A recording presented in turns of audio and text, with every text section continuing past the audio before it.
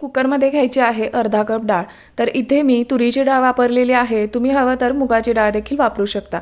आता या डाळीमध्ये पाणी घालायचं आहे आणि डाळ स्वच्छ 2 ते 3 वेळा धुवून घ्यायची आहे।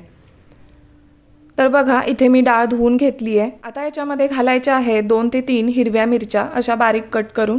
त्यानंतर एक कांदा असा मोठा मोठाच कट करून घालायचा आहे आणि सोबतच एक टोमॅटो देखील असा चिरून घालायचा आहे। आता याच्यामध्ये पाणी घालायचं आहे आणि कुकरला याच्या शिट्ट्या करून घ्यायच्या आहेत। तर इथे बघा मी साधारण डाळीच्या वरती 1 इंच होईल एवढं मी पाणी घातलेलं आहे। आता याच्या 3 ते 4 शिट्ट्या आपण करून घेऊयात। तर इथे बघा कुकरला डाळ अगदी व्यवस्थित अशी शिजवून घेतली आहे आणि डाळ सुद्धा अगदी मस्त शिजली गेली आहे। आता थोडीशी ही डाळ हलकीशी घोटून घ्यायची आहे। आता आपल्याला ज्या भांड्यामध्ये वरणाला फोडणी द्यायची आहे त्या भांड्यामध्ये साधारण 3 ते 4 चमचे एवढं तेल घालून घ्यायचं आहे। तेल तापल्यानंतर यामध्ये घालायची आहे अर्धा चमचा मोहरी, अर्धा चमचा जिरे, पाव चमचा हिंग, थोडीशी लाल सुकी मिरची।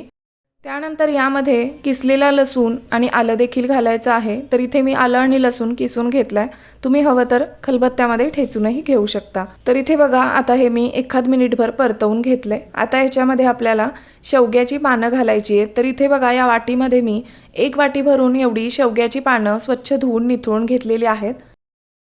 आता हे व्यवस्थित असं एखाद मिनिटासाठी परतवून घेऊयात, जेणेकरून जी शेवग्याची पानं आहेत ती छान अशी परतली जातील। तर शेवग्याच्या पानांचं वरण चवीला खूप मस्त लागतं, भन्नाट लागतं। कदाचित तुम्ही या अगोदर कधीही बनवलं नसाल, पण नक्की बनवून बघा, खूप मस्त लागतं। तर बघा आता ही शेवग्याची पानं जी आहेत ती परतली गेली आहेत चांगली एखाद मिनिटभर। आता याच्यामध्ये आपण जी शिजवून घेतली होती डाळ ती घालायची आहे। त्याचबरोबर कुकरमध्ये थोडंसं पाणी टाकून ते देखील हिसळून यामध्ये घालायचं आहे। त्यानंतर अर्धा चमचा हळद घालायची आहे आणि चवीनुसार मीठ देखील घालायचं आहे।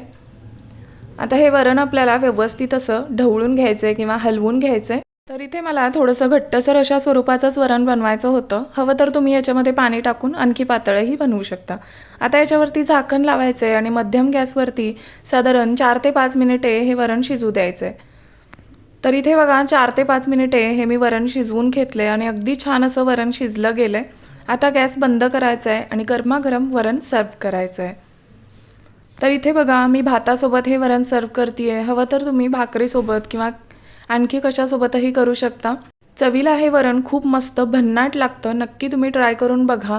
आणि यामध्ये शेवग्याची पानं वापरली आहेत त्यामुळे खूपच हेल्दी असं हे वरण आहे, त्यामुळे नक्की तुम्ही ट्राय करून बघा।